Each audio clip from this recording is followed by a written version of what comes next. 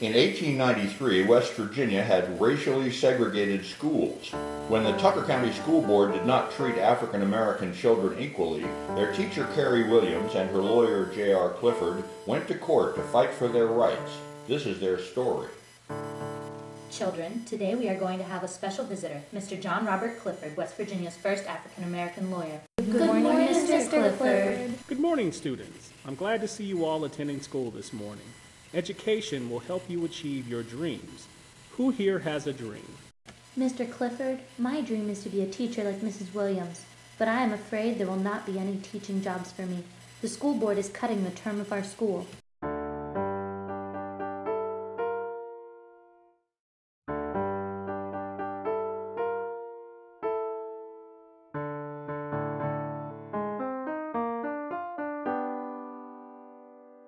Mrs. Williams, what's going on? The school board has refused to pay for a full 8 months for our school.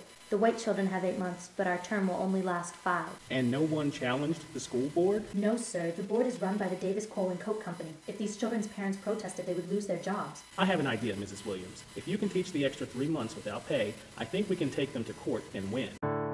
The court is now in session. The Honorable Joseph T. Hope presiding. Today we have a case in which the plaintiff, Mrs. Carrie Williams, has sued the Tucker County School Board for 3 months' salary. Mr. Clifford, call your first witness. Mrs. Williams, in the 1892-93 school year, did you have a written teaching contract with the school board? No. The board refused to give me the same contract they gave the white school teachers. I kept teaching for 8 months, and I lived on my savings for the last 3.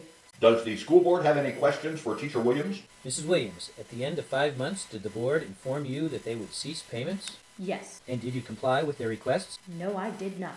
And you did not have any contract for those last 3 months? No. No further questions. Call your next witness, Mr. Clifford. My name is Harold A. Meyer. I am the Vice President of the Davis Coal and Coke Company, and also the Secretary of the School Board. Please explain why the colored school only received funds for 5 months. Well, it was simple arithmetic. We calculated the number of white children in the district and the number of colored children. There were less colored, so their share of the taxes only allowed for 5 months of school.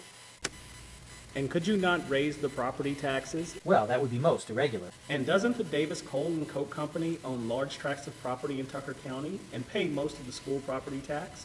Don't you have a direct interest in keeping the school taxes low? Objection. Overruled. Answer, Mr. Meyer. We pay a large portion of taxes, but our interests are only in smart students who one day will be smart employees.